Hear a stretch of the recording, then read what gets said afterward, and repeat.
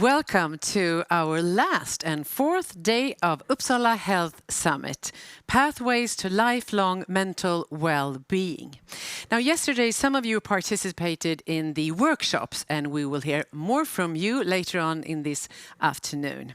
Also, yesterday, we heard some speakers talk about adolescence and social media when it comes to mental health.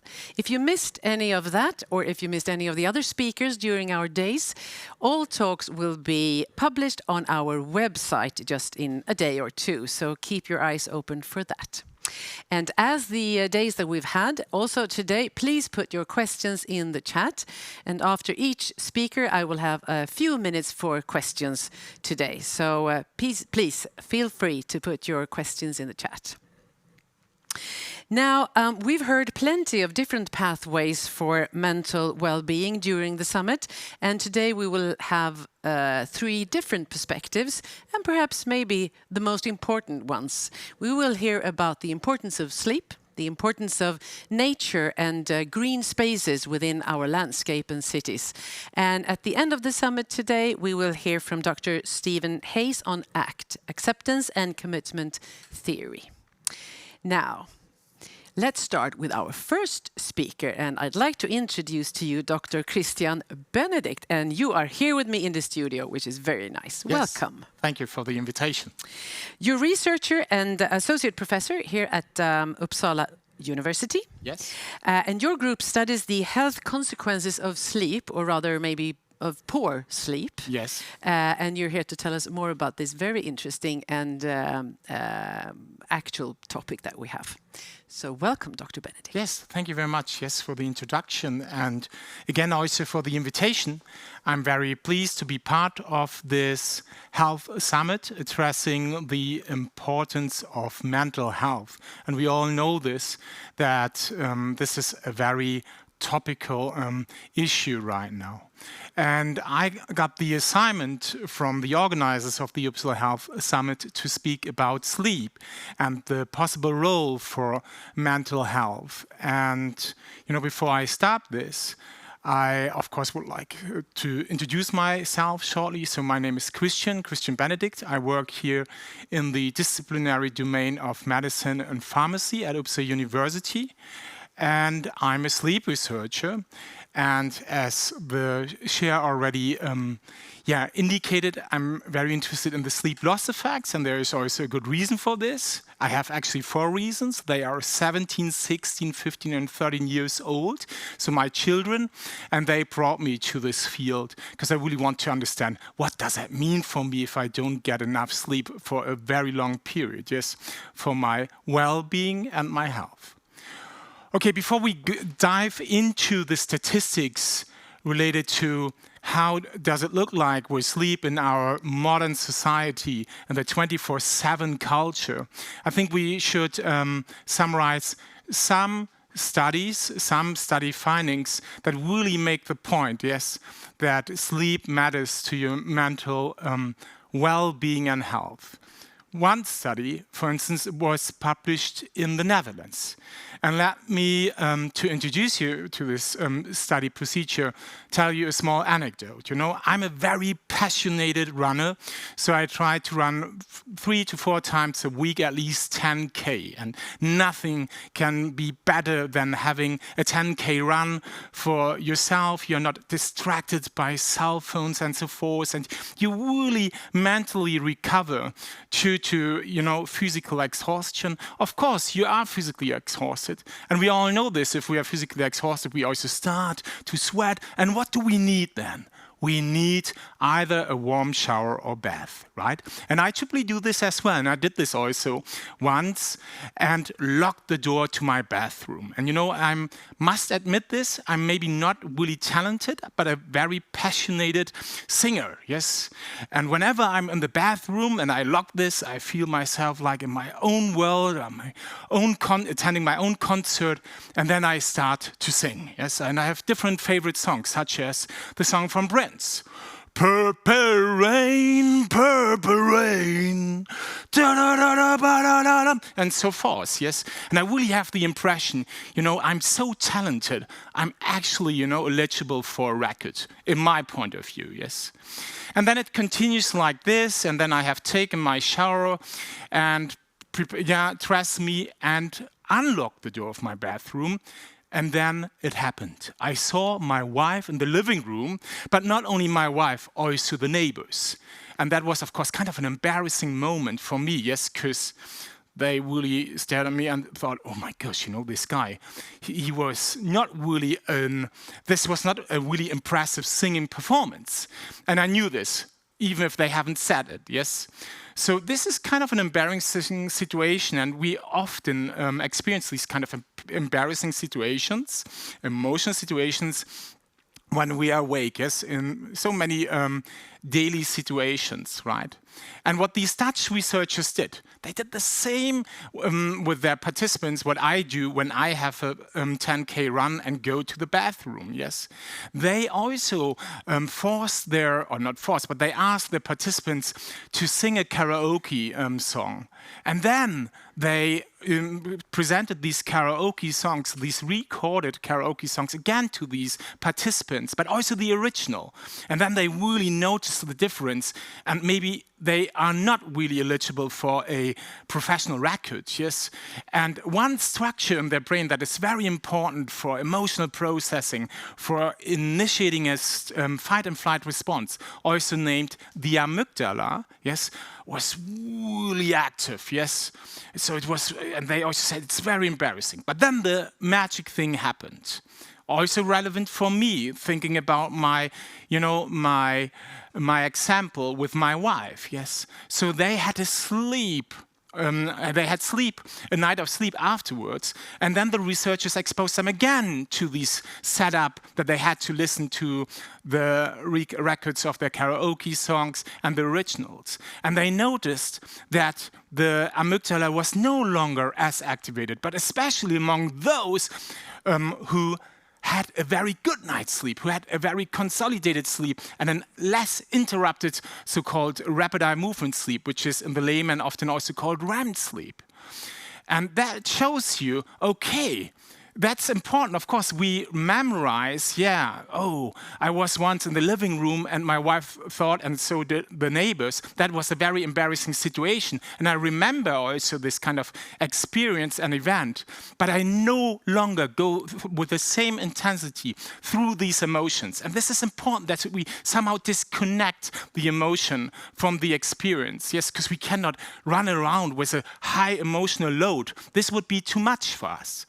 But it's apparently not only REM sleep, it's also who is important for our ability to disconnect emotions from wake experiences. It's also sleep overall, and also especially the deep sleep, also called slow wave sleep, which is important for us to be more resilient to stressful, fearful, scary things that we experience when we are awake.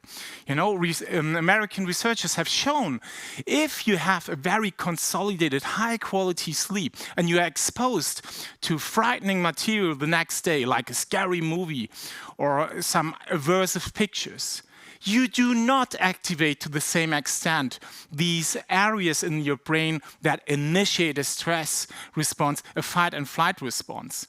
That means sleep does not only help you, to keep your emotional health in balance by disconnecting the emotion from the experience, but it helps you also when you're exposed to new situations that can be perceived as very emotionally, that you have somehow an opportunity to cope with this. You have some certain degree of resilience. That's interesting, right? And these are two examples clearly highlighting for you sleep matters for our well-being. And all of you know also that there are many of these population-based studies where they have established links between chronically impaired sleep patterns and the risk to develop psychiatric diseases such as major depressive disorder. Yes? And these results, these experimental results, could offer some mechanism that possibly explain these associations that we see in the big population. But now we have, of course, also to investigate oh yeah, okay, sleep may matter, but does it matter for us as a society? Are we so sleep deprived as many claim if we read headlines in news, newspaper, magazines, or listen to some podcasts? Everywhere we hear, we don't sleep enough. Is that actually true? Do we have some evidence in the literature? So there is one big survey that was conducted among 13,000 adults across the world. This was initiated by Philips to investigate to survey how well do we actually sleep. Yes, and what you see here, if you have here a lot of numbers, but what you should really pay attention to is in the left top corner, right? About 50% of adults, every other adult says, I'm not satisfied with my sleep. And this on a regular basis, yes?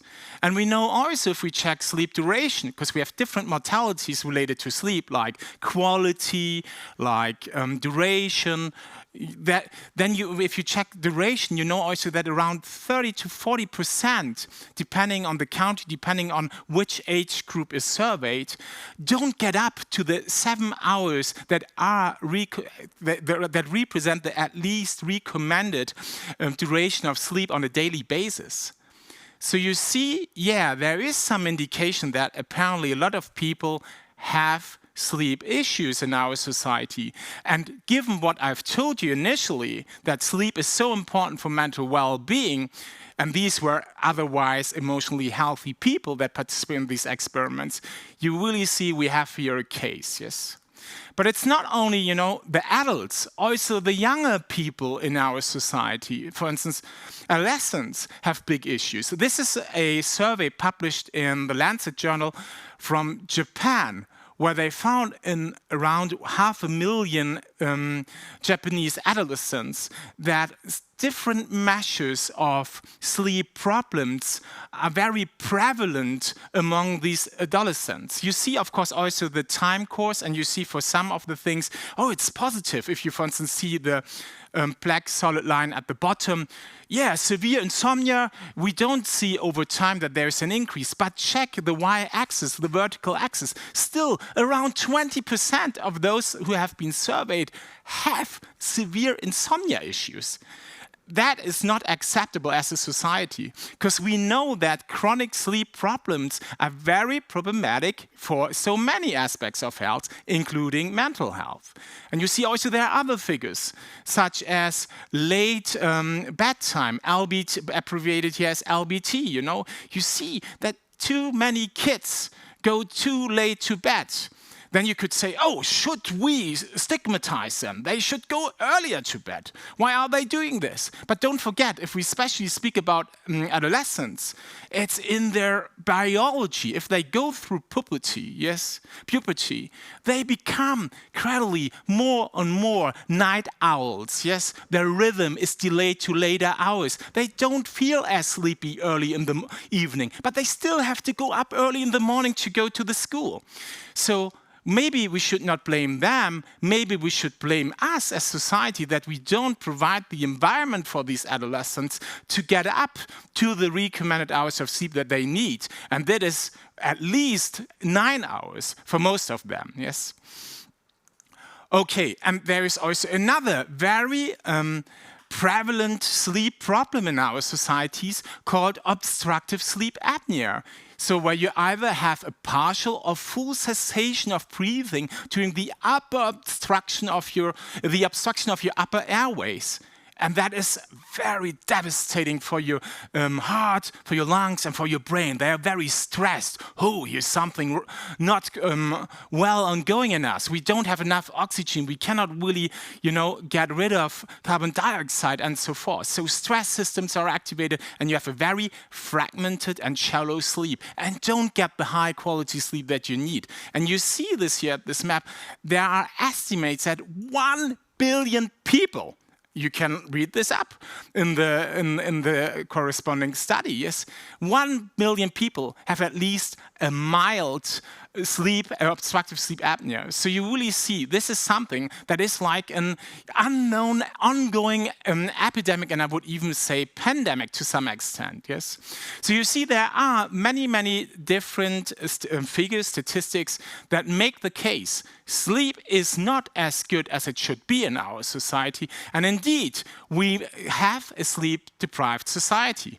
What can we do about this? Because I cannot just blame society or all the different actors. There are, of course, also possibilities to create conditions for a better sleep.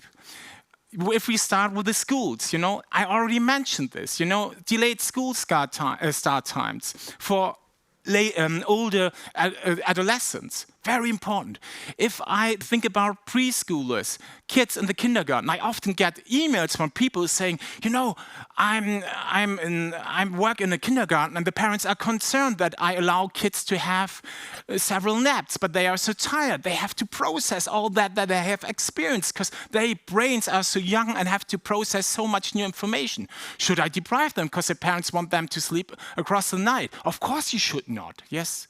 If you think about the university, this is really, like a very personal thing also that I would like to, a concern that I have. If you think about people being educated in professions that are relevant to healthcare, such as medical doctors, nurses, and so on, if you look into their curriculums when they study at university, sleep, circadian rhythms, chronobiology, these kind of things are often not at all addressed during the education. So we can definitely do better because you see it's relevant, yes, also from a societal perspective, and we have really made sure that those who help to maintain health in the society, that are healthcare workers, also get proper education in this very important subject.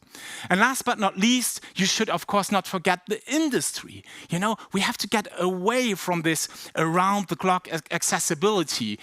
There's no longer privacy and so forth. We have to respect privacy. Yes, people should not work around the clock.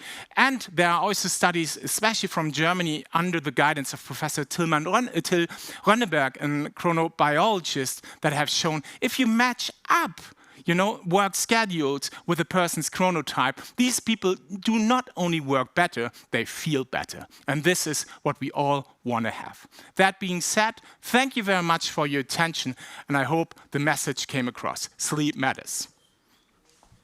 Thank you so much, Christian. This is a very interesting subject, I think. I think maybe we all can feel that from time to time we don't sleep that good. We have bad nights. And when should we be alarmed or concerned that maybe it should affect our health, our mental health, or in other areas of our health? When should we be concerned and alarmed? First of all, I think it's very important whenever we speak about health, and I include, of course, also mental well-being as a very important factor of health, yes, that the equation consists of many variables. It's not only sleep, yes, there are also other aspects such as my environment, yes, that I have social interaction, that I go and meet on a regular basis a doctor and so forth, that have an impact on whether I will develop the disease or not, or whether I can cope with this, yes? So there are many factors that play here a role. But coming back to your question, I think you should not be right away concerned if you have here or there periodically one night of bad sleep. We all have this. Think about my 4 kids. Of course I have here and there a night where I don't sleep that much. So, and how bad sleep do we need to have before we should be, getting help, or is it like several weeks? I think this is a good question. I think you have to search professional help once you have the impression it changes your daily activities. You cannot cope with all these normal daily activities. It's problematic for you to go to work, to fulfill all the assignments and so forth. If this gets chronic, then it's really time to seek for professional help. It's not embarrassing. It's brave that you do so. And speaking of getting help, there are plenty of different apps and watches that can see how you sleep or don't sleep. What do you think of all these digital new technology tools that we have? The coin has always two sides, right? On the one hand, it can be problematic for those who are so much focused on their health, and now they even track their sleep and get worried about, oh, I did not have as much deep sleep this night as I had last night. Yes, this can turn into some kind of problem and problematic behavior, and may also negatively affect your sleep and as such your well-being and health. But on the other hand, I think they have also some promise for the future, hold some promise for the future, because they help us to track behavior in field, including sleep, over longer periods, and will help an individual to better reflect on how serious is actually my problem, and of course also healthcare givers to investigate, okay, black on white, is it as problematic, or should I take this seriously, or is it just a feeling? Even if it is just a feeling, of course, it should be taken seriously. But you understand what I mean? Yeah, sure. Okay, so good and bad then. Yes. Yeah, sure. It's everything in life. Yeah. Now, we talk about this summit as a meeting from science to policy. Yes. And you talked about different parts of society that should maybe act on this. Yes. What would you say would be the first step, and who should take that step? Is it a political question, or who should get into your research and really act on it, do you think? It's of course not so simple, because if I think back to my childhood when I also attended the school, if I speak with people nowadays that are politicians and I say, I advocate for delayed school start times, and then they say, but why? I did this 40 years ago, and I'm here and a very successful politician, so they can do this as well. But I always then say, think by analogy about, let's say, cars. 40 years ago, we just use regular gas and said, okay, we drive them, and now we know it's not good for the climate, yes? And we have to make a change. And we have made considerable progress in the scientific field of sleep and chronobiology to see all the advantages of such kind of changes. So why not trying to implement this? This does not mean that you have to apply this to everyone, but if you think about, let's say, adolescents, this is a spectrum from 13 to 18, 19. So those who are a little bit older, they would definitely benefit more from this, because they have this kind of night owlish behavior. They don't feel as sleepy so early in the evening, so we cannot force them. But we force them nonetheless to get up in the morning. Yeah. And then their brains, while they are sitting in the class, just say, I'm tired. What the heck am I doing here? I really get this. I have a 16-year-old at home. Yes. I recognize what you say. Now we have a question in the chat. How does watching computer and mobile screens before sleep affect the sleep? There are different aspects to it. So, of course, a lot of people speak about the light that is emitted by these devices, because typically, we have these devices very close to our eyes, and our eyes screen all the time the light conditions in our environment, and as such relay information to our brain. Where are we in external time? Is it now night and we have to wind down and sleep, or is it bright and we have to be active? So if you have this very close to your eyes in the evening, you cheat your system, because you tell your system it's still bright, it's a long summer day in Sweden, we have to be awake and should not sleep. So as such, it's important, of course, to avoid this. But I think there are other aspects that are maybe more relevant, such as, you are activating yourself, yes? You are distracted. I know so many people just sit in a bus, we don't speak about sleep. Everyone is checking their mobile every 20 seconds. It's like a reflex. So think about, you are asleep and in bed. Your brain, while asleep, will also start, to think, should we not quickly check whether there is something? And then we could get back to sleep. And there is actually a survey from Australia among 180,000 kids in the age range from 7 to 18. And do you know what they found? Those aged between 7 and 8, 25% of those use at least once a night a screen-based technology. If we go up to those being between 17 and 18, then it's 84%. So you see, if we would go further to the adults, we are maybe even worse, yes? So it's a problem, but there are different modalities to the mobile use that can account for sleep problems. It's not as simple as just getting, rid of the light or using a night shift mode or so.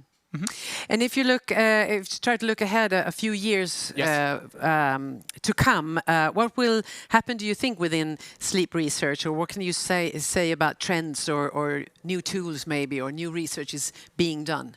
We know that sleep. Let's say it like this. Every night you get something miraculous for free. It's called sleep, and it helps you to repair your body, to extract the gist of what you experienced during the preceding day, and so forth. So knowing that all these health-promoting effects, both for our mental well-being, but also for our physical well-being, it's of course interesting to see what happens if we improve sleep in those who have impaired sleep. Can we, as such, then improve their health? So it's not only a matter, we have done a lot of research into, if you don't have enough sleep, then you're really messed up. But now it's interesting to see, can we use this from a therapeutic point of view? Can we improve sleep and as such get some additional benefits? For instance, in the context of a therapy. It's super interesting. Very interesting. Thank you so much for being with us today. And we need to stop there to go to the next speaker. Thank you very much. Thank you for Sleep being well. here. Thank you. We will. Thank you so much for that. And now we are ready for our next speaker for today. Now, I think that we all know that it's good for us to be outdoors, to enjoy our green nature. But how do we get areas within our landscape and cities so that we can access nature? Now, our next speaker will talk to us about how this can be done and how we can get healthy, green, spacive and inclusive landscapes. Now, welcome Dr. Catharine Ward Thompson, a professor of landscape architecture at the University of Edinburgh in the UK. Hi and welcome, Catharine.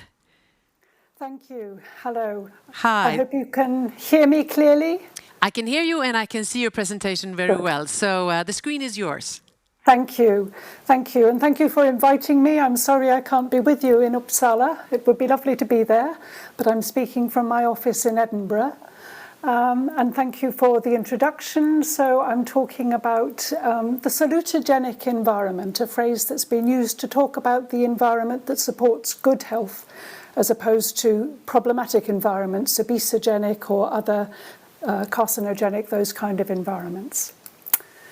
And in our research, Open Space Research Centre is the centre that I direct here at the University of Edinburgh. We focus on a socio-ecological approach to well-being, which, the bottom line, means everything matters. And tragically, in today's world, we know with climate change that even the outermost circle of this diagram is one that we as human beings have changed and can change to the detriment of our health. And we know at the centre are the important individual attributes and characteristics that we as individuals have. But an area that I'm interested in as a landscape architect is the blue series of circles towards the outer edge there, the natural environment, the built environment, and the activities that are afforded within it. Because these are things that are well within our control, and we can design them for good or for ill. We can manage them to support us or not. And as these are a very important part of our health and well-being, it's important to understand what difference they can make to that. This is a busy Middle Meadow Walk in Edinburgh, an example of a community space with trees that is very actively used by all its citizens. And public health now recognises that it is really important to take an ecological approach to 20th century health, because we cannot simply focus on treating illness if we're going to support good health in all of our citizens into the 21st century. A more selfish view from a public health perspective might be, well, if we invest in environmental interventions, it pays off because we have fewer people ill. So the cost of dealing with health is transferred to somebody else's department, not the public health department. But if we think about sustainable urban development and sustainable development goals in an international way, then clearly a healthy environment is one that supports all of the natural environment, and that includes an environment for human beings to thrive in and flourish. Now, this isn't new. Any of you who know your history of landscape design or public parks will know that public parks have been seen as important elements of health provision within cities for hundreds of years. They were labelled the lungs of the city in London in the 18th century, and the public park movement in the 19th century in the UK and across Europe and North America was very much fuelled by the idea that public health could be damaged by living in cramped urban conditions, which the Industrial Revolution in particular produced. And what we need is something that allows people to get out into fresh air, but also a natural environment from the very cramped, densely populated areas that many industrial workers lived in the 19th century when they flocked into towns as a result of the Industrial Revolution. Now, what's interesting is that landscape architects like Frederick Law Olmsted, who designed a number of public parks in North America, most famously Central Park in New York City, here he is talking in the 19th century about the artificial conditions of the town. And although he's talking in 19th century terms, it's actually remarkably prescient of what we might think today, that modern urban living produces a harmful effect on your entire mental and nervous system. Your entire constitutional organisation can be affected by the urban environment in which you live. And Frederick Law Olmsted and his English architect colleague Calvert Vaux, who worked with him on these projects, believed that the antidote was pleasing rural scenery. I'll come back to Olmsted later on because some of his writing remarkably reflects what we know in late 20th and 21st century psychology. Just to remind you, I'm sure you're perhaps aware of the literature that there has been a burgeoning research in links between green-blue space, which is shorthand for natural environments that may be designed like public parks, and also slightly less designed places, riversides, or perhaps wilder areas outside the urban environment. It's green-blue space is a kind of shorthand for all of that. And there are a number of studies that have shown even when you take income level into account, and we know income level is the best predictor of longevity and of health in general, that living near more green space means that you have reduced mortality rates and actually reduced morbidity too, generally. So we know that green-blue space is salutogenic. What policymakers are particularly interested in is that it is also what has been termed equigenic. The difference, as we know, between rich and poor people's health reflects that socioeconomic variability, sadly, even in today's advanced societies. But if you have more green space in the environment, then there is less difference between the rich and the poor, between the socioeconomically advantaged and those who are disadvantaged. So it reduces health inequalities, and it's very difficult to do that at an individual level. Being able to do that at a societal level through public green space, for example, is very attractive. What lies behind these links between health and green space? And many of these are mental associations. In fact, the evidence for links between physical health, cardiovascular health, for example, and green space as opposed to psychological or mental health show that the psychological benefits are perhaps the strongest. We know that many people walk when they're outside in a natural landscape. In fact, almost all of us of what any age are more active outdoors than indoors. So we're likely to be more physically active. That's good for our cardiovascular health. But we also know that walking and physical activity has a positive effect on our mood and our stress. So it will be benefiting our mental health as well. And we're particularly conscious of the issue of social engagement in a post-COVID world. Natural environments are only one kind of public open space or semi-public open space where we can come in contact with others, but they can be very important. We know, particularly for older people, that social isolation is an independent health risk factor. Many of our older people, particularly women, live on their own.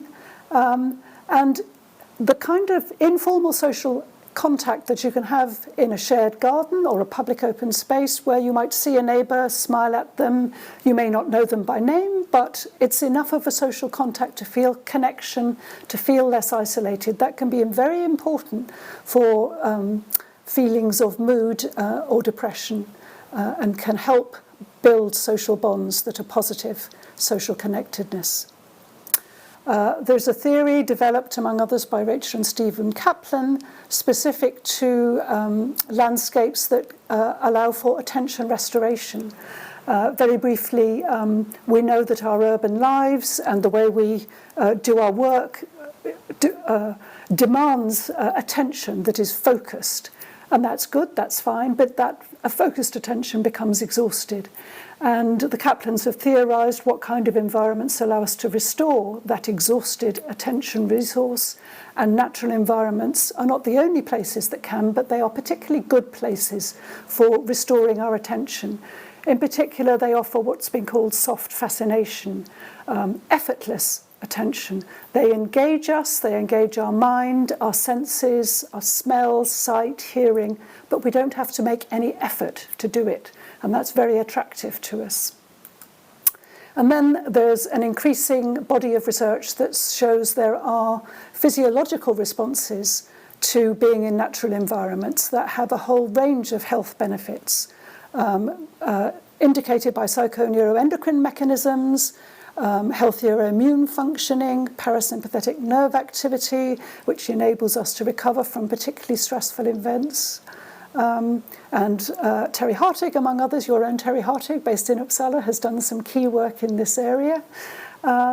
So it has been hypothesized that our evolutionary origins, for most of humankind's existence, we've been surrounded by natural environment. So it's not surprising that we might respond to it and to an unthreatening natural environment in a positive way. And just one example of this from a colleague, Rich Mitchell, based in Glasgow University, whom I've worked with on a number of projects, looking at the difference between being physically active in an urban environment, such as a gym, and being physically active in a natural environment. And he looked at data across the UK, how physically active people were and where they were physically active. And people who used natural environments had lower risk of poor mental health compared with those who didn't. So this is very interesting. Yes, it's good for your health to be physically active, but being physically active in a natural environment is not just good for your cardiovascular health, it's also good for your mental health. And here's a lovely quote from Frederick Law Olmsted, a slightly earlier one than the one I showed you previously from 1865, which is delightful because it talks about this restorative landscape in a way that seems very familiar to 21st century psychology. It employs the mind without fatigue and yet exercises it, tranquilizes it and yet enlivens it. Through the influence over mind of body, gives refreshing rest and reinvigoration to the whole system. Now, this psychophysiological response that is described here, I think we increasingly know there's evidence that it really does exist. We know that chronic stress is bad for our physical health as well as our mental health. And we know that if green or green-blue space can reduce or buffer this load, then it will benefit our entire physiology, mental health and physical health. And we've been involved in some studies using salivary cortisol, patterns of diurnal salivary cortisol as an indicator of stress in very deprived urban communities in Scotland. And to our surprise, we found that we could predict better mental health according to a healthier diurnal slope of cortisol by whether the person lived in a deprived urban area that had more green space or less green space around it. We also surveyed people. We try not just to instrument people up, but also to ask them questions about how they feel. And not surprisingly, perhaps there was also a link in the data between green space and social well-being, linked with a sense of place belonging. And it's possible that this is a mediator between having high levels of green space and lower stress, a sense of place belonging. And perhaps those of you who are enthusiastic about gardening will know very well how engaging in gardening can be an important way to de-stress. But we think also that beyond perhaps place belonging and the physical exercise, it may be that particularly shared gardening space, allotments or gardens, confer a social connectedness on people that is really beneficial as well. We've done a lot of research with older people over many decades, and they tell us the same thing. And as I've said, many of our participants are older women living on their own, so getting out and about is part of engaging with wider society, very important. A load comes off my mind when I go out. I have a different feeling about myself when I get home after being out. And talk about the seasons, the changing seasons, engaging with the natural environment, seeing the change in the colours of plants, hearing the bird song. We get repeated reports of this as being really important for people's well-being. And although I haven't personally done research on this, and thinking back to the previous talk, we know that getting out into daylight is really good for keeping our circadian rhythms. That means that we sleep well at night, up to scratch. We know that being outside in sunlight is good for our bone health through vitamin D, and particularly we women as we age, we need to look after that too. So there are many reasons why getting out and into daylight actually physiologically as well as psychologically will do us good. A recent project called Mobility, Mood and Place has explored how we can work with older people and understand what aspects of engaging with the outdoor environment make mobility easy, enjoyable and meaningful for older people. I haven't got time to give you all of the results of what was a very large project, but this photograph is one that journalists always pick up on. Oh, looks a bit exciting, a bit of technology, what did you do there? It was very exploratory. If there are any neuroscientists in the audience, I'm not an expert. This was an exploratory opportunity to take advantage of some new gear with a group of very plucky older participants. This is actually one of our PhD students, but we invited our older participants to wear this neural headset which measured neural activity while they were walking out and about in the real environment. So we got very accurate time-based response to being in a busy urban street or a different kind of space. Very exploratory, I have to say. But we invited our participants to walk in a typical urban park, not a very wonderful, beautifully designed one. They were working in what we called, so that was the urban green, urban quiet, in a residential street with little gardens in front, so quite a quiet place with some natural environments, and then urban busy, a street with shops and a lot of traffic on it. And I haven't got time to go into detail, but I have the references you can look up afterwards if you're interested. Low beta associated with alert states or directed attention. This graph shows that people had very high beta when they were in a busy urban setting, and that dropped very dramatically when they first go into a green setting, and it then levels off a bit but stays low. But we don't see the mirror image when people go from a green space into a busy urban space. So there seems to be some kind of buffering, having been in a green space, that allows people to cope better with the attention demands of a busy urban environment. And we think that attention restoration theory is perhaps one explanation for this pattern. Directed attention is demanded in busy urban environments, and this is particularly true as we get older. Perhaps our hearing is not so great. We may have peripheral vision loss.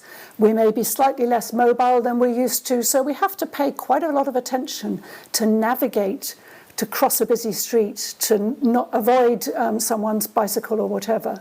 And so having a green space, having a place where, as part of our time in the urban environment, we can chill out, we can relax, we can restore our attention, helps us manage better and more safely indeed the urban environment, as well as improving our mood. And another exploratory but very interesting piece of research, which we're following up with further research now. I was working with my health geography and epidemiology colleagues on this, working with a birth cohort. The one we focused on most was a birth cohort, people born in 1936, so in their 80s, and we mapped for each decade of their lives how much green space was close to where they lived in the Edinburgh and Lothian region.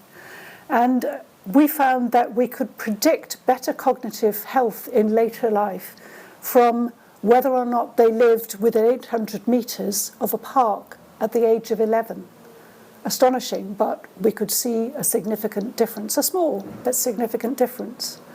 And so we're seeing lifelong effects of potential access to green and blue space that could be health supporting.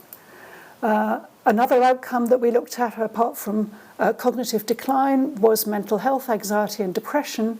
And again, we found patterns of green space influence over the life course. Now, these were limited to the most socially disadvantaged neighbourhoods, but that's really interesting because if we want to address social inequalities in health, then this shows the importance of green space. Green space access during childhood makes a difference, and for anxiety, every decade of life near more green space makes a difference once you get over 70 years of age. Lots of complexity still to unpack about what's behind all this, but it suggests that there is a lifelong pattern of association for mental health and being able to take advantage of the benefits of green space to support good mental health in an ageing society. What about people without good childhood experience of nature or green-blue space? A really big challenge in today's society as well. And just to finish up, mentioning some work we've done over many decades with Forestry Commission in Scotland, now called Scottish Forestry. This is some very early work and some quotes which just reinforce to us the value of nearby woodlands for people who felt comfortable using them, how you could keep walking, you could get away from the city, but also a lovely quote about getting you away from everyday life. You go away and be in a world of your own, very much like that soft fascination the Kaplans talked about. If you're angry at anything, you can just go away, get yourself all calmed down. A beautiful quote that sums up the potential mental health benefits.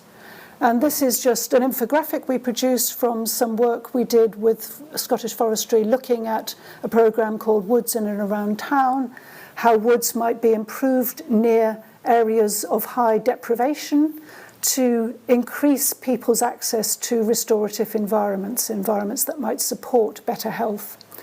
Of course, natural environments on their own can't address all of the problems that many socioeconomically deprived people suffer, but they can maybe help those people to cope better with the other stresses in their lives that they have to deal with.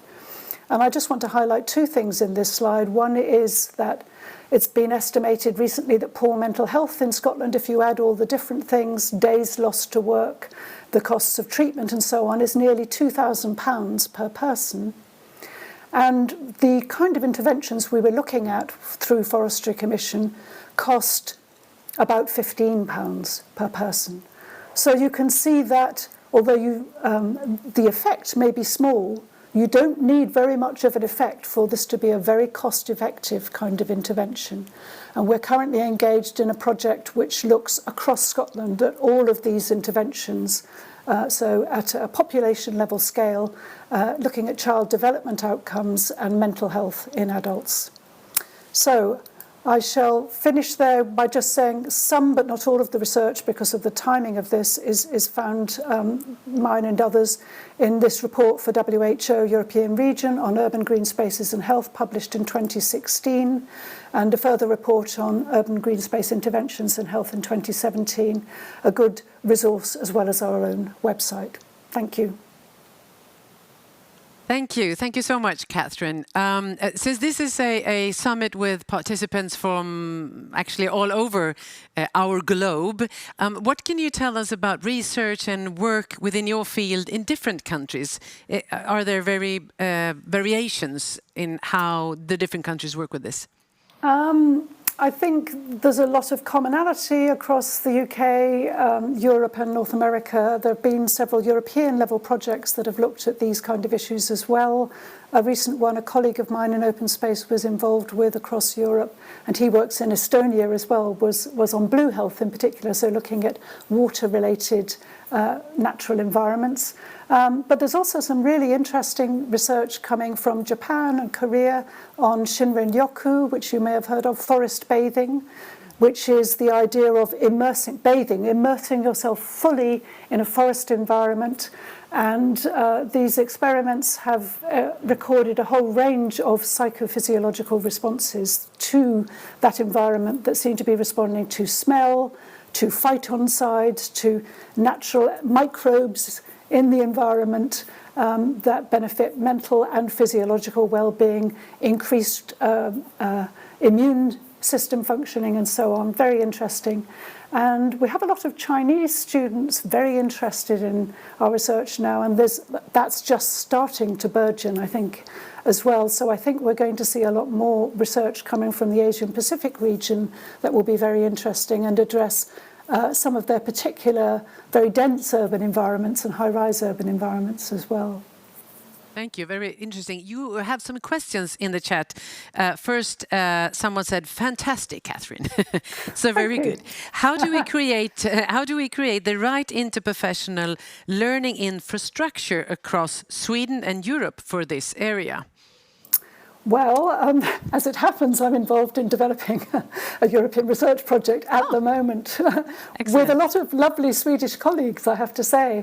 Not from Uppsala at the moment, I don't think, although we can always change that, but looking very much at how to bring together public health interests, nature-based therapy approaches in particular, and our understanding of what works and doesn't. I think we now find there's enough evidence that there's some kind of link there, that perhaps the next step is not to demonstrate that anymore, but to demonstrate how we can intervene most effectively and, of course, most cost effectively to make a difference to people's lives. Excellent, thank you. That will be interesting to see then later on. Another question, how can we ensure effective knowledge transfer between the health sector and urban planners and builders? Well, that's a challenge, isn't it? I've had to, I'm a landscape architect, so my training is in planning, designing and managing the physical environment. I know how to deal with planning and development control, but I've had to learn a language of public health and medicine to speak to my public health colleagues in a way that they would be convinced by. I think learning each other's language is very important. But also, certainly in Scotland at the moment, and I expect this is happening throughout Europe, throughout the world actually, hopefully, in the time of the COVID pandemic, we've been having meetings convened by the Scottish Government and by Public Health Scotland to say, how should we grow back better after the pandemic? What lessons should we learn? How should we do things differently? And I'm talking in meetings about the evidence that I've been producing and other colleagues have been producing to show that maybe we need to think more creatively about access to public green space and private green space. Should we be developing our housing in a different way so that everybody has private green space as well as public green space, so that if they have to be locked down again, they can still get out? Should we be giving so much space to vehicles on roads? Maybe we can give a bit more space to trees and pedestrians and people on bicycles, talking about 20-minute or 15-minute neighbourhoods as ways of having public space and green space nearby where everyone lives and where they go if they need to buy food or get to work or whatever. So these fora are needed, but we need to learn each other's language, and we need to find ways to work across the silos. The budgets are given in different silos. And there's a real challenge in getting different areas of those silos to share their budgets, to think collectively about what's the best way forward. But I think there are hopeful signs that we can start doing that. And maybe it is a momentum now with the politicians after the pandemic. Indeed. So, yeah. Indeed. Okay, now there's a question from Terry Hardig. Wonderful to hear you, interesting as always. What is your view on the possibilities of designing urban environments that do not impose a burden of stress on members of the population? Well, I don't think there's ever going to be an environment that's completely stress-free. And of course, you know, those stress responses are there evolutionarily to help us manage with the challenges of our lives. So I think what we want to try and remove are unnecessary stresses that we don't need. You know, we place stresses on ourselves deliberately in order to have fun when we go running or cycling or doing some very energetic sport, because we get pleasure out of stressing ourselves and proving ourselves. So we need places we can do that. I think it's the busy, trafficked urban environments. The more I look at how our streets seem to be dominated by vehicles and their noise and their pollution, which we know is bad for us, how have we let our urban environments become so given over to that as a priority? Whatever the politicians may say about priority given to pedestrians or whatever, it often is not reflected at all in how our cities look and function. So that's one big area. There are a range of things, of course, that are stress-inducing that a physical environment alone can't address. If we don't have a job, if we don't have enough money to buy food, an attractive environment is not going to resolve that. But there are many stresses, relationships, anxiety about where the next meal is coming from, where having an environment that we can relax in may help us cope with that better, manage that better. Places where our children can let off steam, learn about nature, understand that nature is a resource that allows us to let off steam, to relax, to chill out, so that when we get stressed later on in our lives, we can go back to those kind of places and know they can offer us a restorative experience. All of these things, I think, will help support good health. I wish I had the answer to how to have a stress-free urban environment, but I actually don't think that's necessarily really possible. Oh. But you're on your way, I think, it sounds like, in your research and everything that you do. One last question. If you look ahead a couple of years or in the future, what do you see within your field when it comes to research or changes, do you think? What can you see in the future for your field of expertise? I think that the question I often get asked as a landscape architect is then, so what particular designs are better or worse? You know, is this park better than that park? And it's a really complex issue because, of course, every landscape, as every individual, is different. They're located geographically in a different place, and they have different characteristics of geology and soil and different slope variation, whatever, topography. So every landscape is idiosyncratic, but, and this is actually interesting because it links in with the work of Swedish colleagues in SLU in Alnarp, who've done work over many decades on using a therapeutic garden for stressed out women in particular. They've been trying to explore the particular qualities of different kinds of landscape design that offer support for people at different stages in mental health recovery from burnout from stress, for example. And we might start to be more sophisticated in understanding different kinds of mental illness and the kinds of environments that are particularly supportive for people at different stages in their recovery, as well as, of course, landscapes that support people in maintaining good health so they don't get so stressed in the first place. So I think refining our understanding of what qualities of the landscape and how therefore we might design better to afford different health supporting landscapes is the next stage, certainly for me and my colleagues. Excellent. Thank you so much. And thank you so much for being with us here today. Thank you. And now we're moving on to our last speaker. Thank you, Madeleine. Catherine. And now, our last speaker for this summit is the well-known Professor Stephen Hayes. He's a professor at the University of Nevada and founder of ACT, Acceptance and Commitment Theory. We're glad to have the opportunity to listen to Stephen. However, he could not join us live here today, so we've gotten his speech recorded, and we will now show it to you and talk a little bit about it afterwards. So please enjoy Dr. Stephen Hayes. Hi, I'm Steve Hayes at the University of Nevada in Reno, and I'm pleased to be able to speak with you today. The organizers of this conference recently sent me an email and said, "We'd like you very much to talk about mental and behavioral resilience and how we as humans can optimize our well-being despite life's difficulties and naturally occurring obstacles that we all face."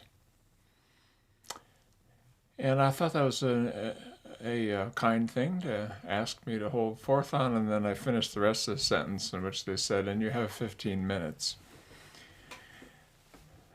So I turned that little bit of lemons into lemonade and decided that it was an interesting challenge to try to summarize 45 years of work into 15 minutes. And what occurred to me is I could do it the way you might do it with a tweet. There's only so many characters you can put into a tweet. And so if you want to send out something that says a lot of things, you've got to be very careful to say them in an efficient way. And so at the end of this talk, I will edit in the tweet that I wrote, which fits the character limits of that odd form of communication. And in 6 points summarizes much of what I have learned. I say I mean myself and my colleagues over the last 45 years about psychological flexibility, which is the term for the overarching set of processes that we focused on that are most helpful to people in facing those naturally occurring life obstacles and in finding a way to prosper instead of heading into the cul-de-sacs that we call by various names, including various so-called mental illness categories. The work that I do in intervention is called acceptance and commitment therapy, or in a non-therapy context, acceptance and commitment training. And either way, the initial is ACT, A-C-T, but we never say it by initials. It sounds a lot cooler just to say ACT. And the work on ACT has shown in now more than 850, after we posted some new ones coming in, randomized trials, and about 5,000 other studies that have looked at these small set of principles that I'll spend 15 minutes talking about. If you wanted to summarize those 6, you'd say that if people want to prosper, they need to learn to be more open, more aware, and more actively engaged in a values-based life. You could say it in a smaller set of words. You need to learn to be more psychologically flexible. You could say it even smaller, down to a single word. You need to find a way to be more loving to yourself and others. You can get it down to a single letter. We are challenged in life to learn how to be. So here are the 6 components that we've identified of psychological flexibility. They're not just a theoretical exercise. In each case, there's measures of these things. There's studies on these things. There's kernels that move these things. We know that they fit together, just like 6 sides of a box. And if you want to have a strong box, you want to have all 6 sides be strong. If you have even one that isn't, or never mind 2 or 3, try to stand on that box and it will collapse. And in the same way, if we're going to live life in a way that is both strong and resilient, it is not brittle and flexible and prone to crackage and breakage. We need to strengthen all 6 of these aspects, and none of us have it right. None of us are ever finished. This is a life agenda, a life course, but it's, as far as I know, there's not a finish line. You don't get a grade at the end. You are always in the process of becoming stronger and more flexible by deploying these 6 skills.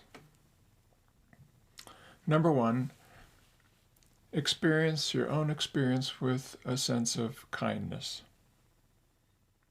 of self-compassion, of curiosity, of awareness, and to do that without avoidance or domination or clinging.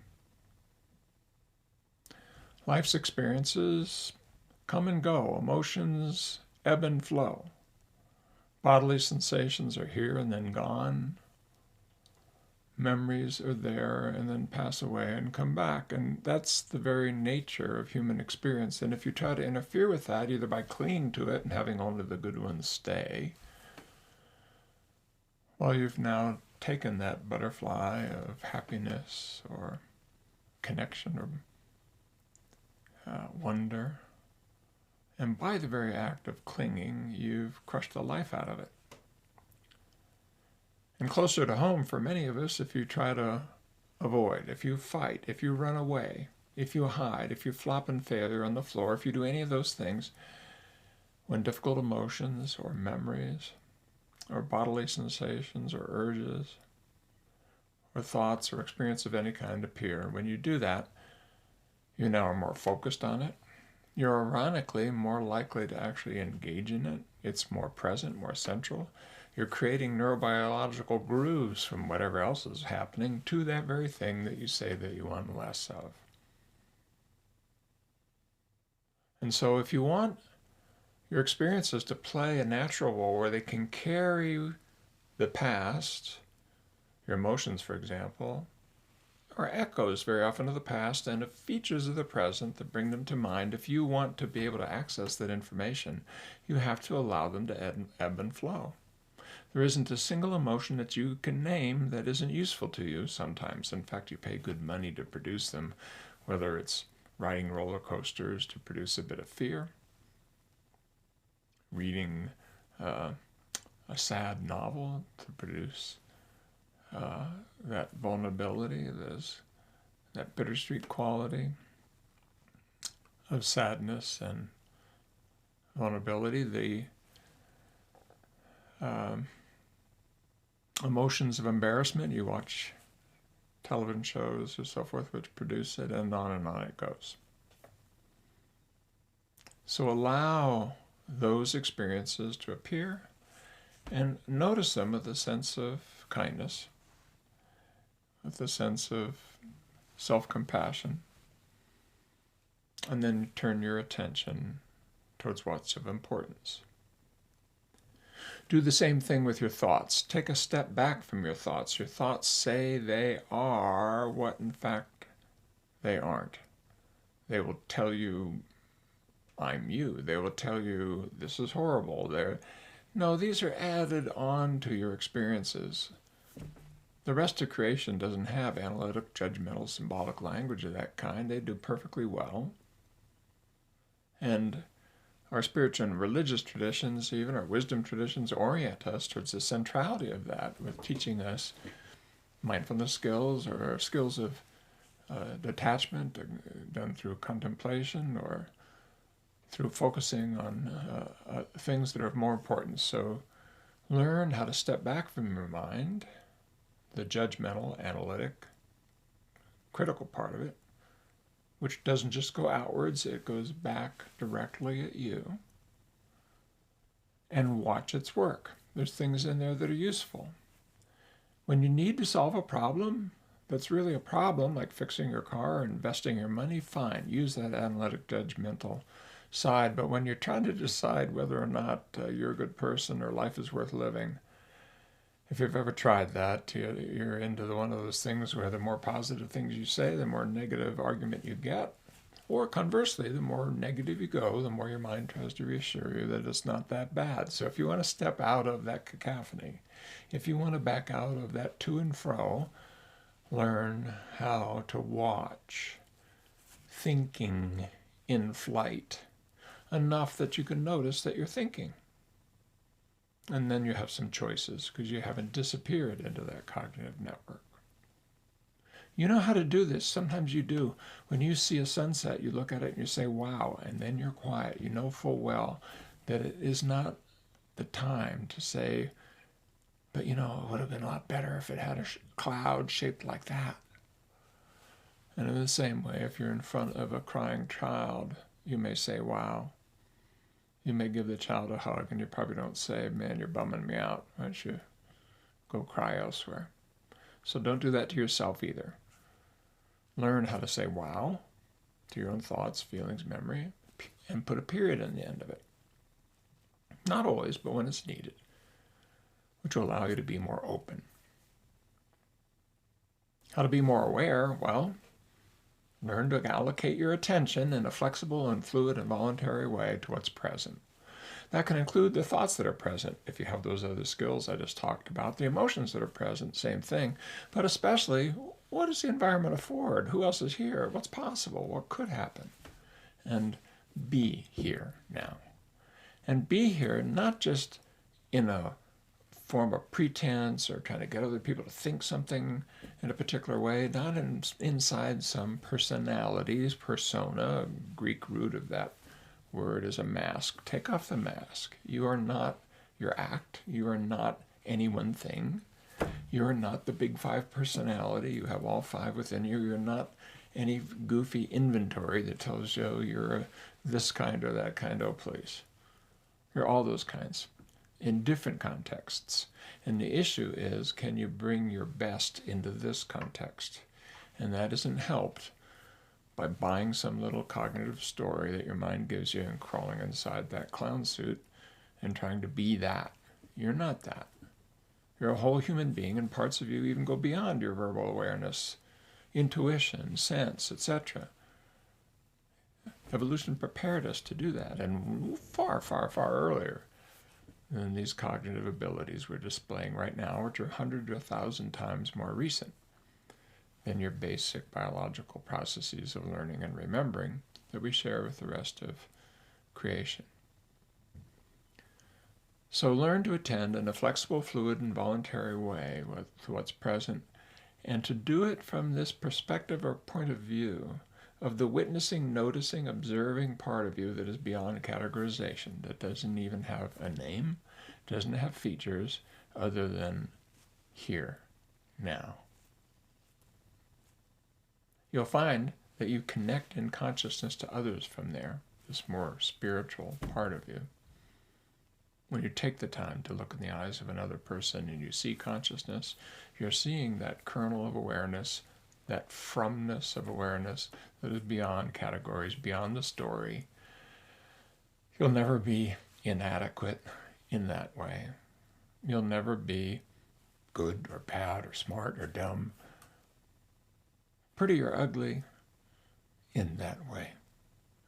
This deeper part of you that connects you to others that began when you first opened your eyes and look in the eyes of your parent and you dumped endorphins just at the kind eyes around you, when you yearned for a connection to the community around you, you can connect with at any time simply by slowing down and showing up and catching that there's more to you than your story. And once you're there, these four skills are really essentially mindfulness skills, you might say. You're present flexibly in the now from this witnessing point of view, and you're more open. You now are open and aware, and it's time to be actively engaged. Those things are not ends in themselves. They're a platform from which you can move forward. Move forward with what? I don't know. What do you really care about? I don't mean just the goals, I mean the direction. What are the values? What do you want to stand for? What do you instantiate? Who are your heroes? Who are your guides? What's on the other side of that pain? Why were you hurt so when you were betrayed? Or why did that social anxiety penetrate so when you wanted to connect with others? Flip it over. and you'll see that your pain, your joy, the story that you're writing, the heroes that you pick all point towards what you care about. And those things are not achievements. They're not, the money, the prize. They're intrinsic to the journey. They're intrinsic to what you do. And once you're there, and you're a little clearer about what the direction is that you want to follow, I could say you're clear about what your values are, not in the sense of what you should have, not in the sense of what mama makes, what you can say that would make mama happy, not for someone else, not for achievement, not for a prize, but between you and the person in the mirror. What am I up to? What do I care about that I want to put into my qualities of being and doing, so that this journey is about something that I have now. At the very moment that you realize that you care about being a loving person, or bringing beauty into the world, or helping others, at that very moment you're already doing the thing that you hope your journey will be about. You're already on that journey. And from there, the only issue is, can you build habits around it? Can you build broader and more flexible, deeper, more persistent ways of deploying your life's moments in such a way that you can manifest, instantiate, give an example to your own self of that yearning towards meaning and purpose that you have inside you. And so at that moment, we're about the business of creating habits of values-based action. If you do all those things, what do those 5,000 or so studies show? You're much more likely to have your life unfold in a way that makes a difference in the world, that is healthy for you and that contributes to the well-being of others. You can step forward with all of your past pains and difficulties, with all of your limitations and challenges, with all of your doubt and fears and scary thoughts, and step forward again in creating a life that's worth living. So that's 40 years and 15 minutes. I hope it was useful to you. And if you want to know more about that or my work, you can just Google psychological flexibility or acceptance and commitment therapy or training or ACT. Or if you want to follow me and my work, go to my website, just my name at stephenchayes.com, and I'll send you my blogs and stuff. I don't spam people. You can get out with a one click. And if none of that interests you, then at least look around for you. Look around and see if you didn't see in this very conference some wisdom as to how to build these 6 psychological flexibility skills. Peace, love, and life. Well, thank you, Professor Hayes, for that. And now I'm being joined in the studio by Karin Brocki, professor in psychology here at the university. And so welcome again here to the studio. And since we weren't able to have Stephen in the live meeting, we've asked you to come and maybe explain a little more about ACT. Yeah. So I'll do my best. Yeah. Give it a try. So you can say that ACT is a mindful-based therapy with the primary goal of increasing the capacity for psychological flexibility and help people to live a life that is in line with their main goals and main values in life. So life feels authentic to them. And if we look at the acronym of ACT, so ACT, but usually you say ACT. So the A stands for accept your thoughts and be present in the moment. C, choose a valued direction. And T, take action. So imagine what it would be like to live a life where you just simply accept it as it is. Both good and bad things. rather than fight against it. That is ACT in a nutshell, in very short explanation. Yeah. And you said psychological flexibility. I know that you work with that as well. Can you explain a little bit about that? Yeah, so ACT is about increasing psychological flexibility. And psychological flexibility is built up from 6 different therapeutic processes. And I thought we could walk through those 6 processes and see if we can get our heads around them. And I actually have a picture here. So here is the psychological flexibility diamond with its 6 different facets. And the first one is contacting the present moment. So it's about being mindful and try to focus your attention on the present now. It can be both your inner world or the outside world, rather than being caught up in thoughts about the past or the present, or the present or the future, I mean. So it's about paying attention to your experience in this moment. And second, it's about values. So it's about the values and the core goals that you have in your life. What is important for you? So it's about asking yourself, what do I want to achieve in my life? What is important for me? What do I want to be remembered for? And then you can use those values as a compass in your life, as a direction. And 3, so it's about committed action. And that's about acting on your values. So it's not enough just to know what is important for you, but also to act on those values and to make your behavior in line with your values in life. And it also says doing what it takes there.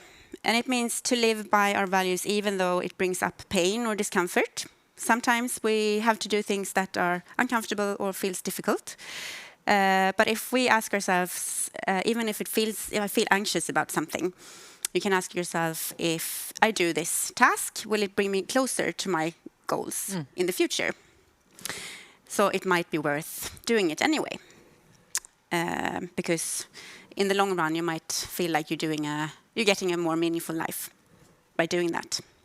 So it's about not avoiding unpleasant feelings. It's about accepting them, even though because they might, bring you closer to your long-term goals. And then 4th, self as context. That is probably the most difficult one to understand, but also to explain, I would say. But if you think of the mind as having 2 parts, it is the mind that generates your thoughts, feelings, urges, and so on. But then there's also the observing mind, or the observing you, that is observing those activities. So you can say that, for example, in your life, everything is changing, right? So your body is changing, your feelings are changing, your experiences are changing, your roles in life might change. But despite that, you are still the same person. You are still you. And you can also observe all those changes. So the one that is observing all those changes in life is the you that is static. And it's the same from birth to death, basically. And then cognitive diffusion. So cognitive is, of course, all the activities that goes on in mind. So thoughts, feelings, urges, images, and so on. And diffusion means learning to step back from your thoughts rather than getting caught up or getting tangled by them or letting them take too much space in your cognitive activities. So it's a way of detaching from our thoughts and maybe ask ourselves, is this thought true, or is it something that I have but it will pass? It's like almost cars passing by your window. They come and go. And you can just accept that that's the same thing with thoughts. And then we have acceptance. So acceptance means opening up and making room for not just pleasant and good feelings, but also painful feelings. So we should not fight them, but just accept that everyone has them and it's a natural part of life. So we can drop the struggle with them and just accept that they are there and sort of detach ourselves from them. And I think a good way of thinking about that is actually to just say, hey, anxiety, you're here again. Let's have a drink together. You know, so you can just like, okay, I know you're there, but you don't need to be here. I already gone through this, or so that's the psychological flexibility construct. And you actually need to have all of these therapeutic processes because they're interdependent. So in order to build a good psychological resilience against mental ill health and a good well-being, you need to practice all of these different parts. You need the entire diamond. Exactly. And I think, as Steve Hayes mentioned in his talk, there are no more than 840 RCTs, or treatment studies, that has shown positive effects from ACT, which is a really good result, of course. And something that I also really like about ACT is that you don't have to be mentally ill or have a mental disorder or even have mental problems or discomfort. It's something that everyone can use to increase our well-being from day to day. And another advantage is also that it can be delivered in many different forms and formats and situations. We know that it can be effectively delivered from like face-to-face, through apps, and what else? Individually, in groups, online, and so on. So it's a very flexible therapy. So you can say that it's about helping people to identify what they want in life and help them to achieve that based on their living context. Is this something that you can find, I mean, the actual picture of the diamond online, so that you can sort of go through these different facets on your own? Yeah. I can actually recommend a text called ACT Made Simple, which is really, really good, concise, but very informative text. So you can just search on ACT Made Simple and you will find it. Excellent. Thank you so much. This was really clarifying. Do you have anything else for us? Or no, I think that should do it. Yeah. But thank you so much. Thanks for clarifying this. Very good. Thanks so much. Let's take about 3-minute break, and then we will have the interesting talks and summaries from the workshops that have been going on for about 2 days now. So just stand up, stretch a bit, maybe get some coffee or whatever, and then see you in about 3 minutes. So just a short mini break. See you soon.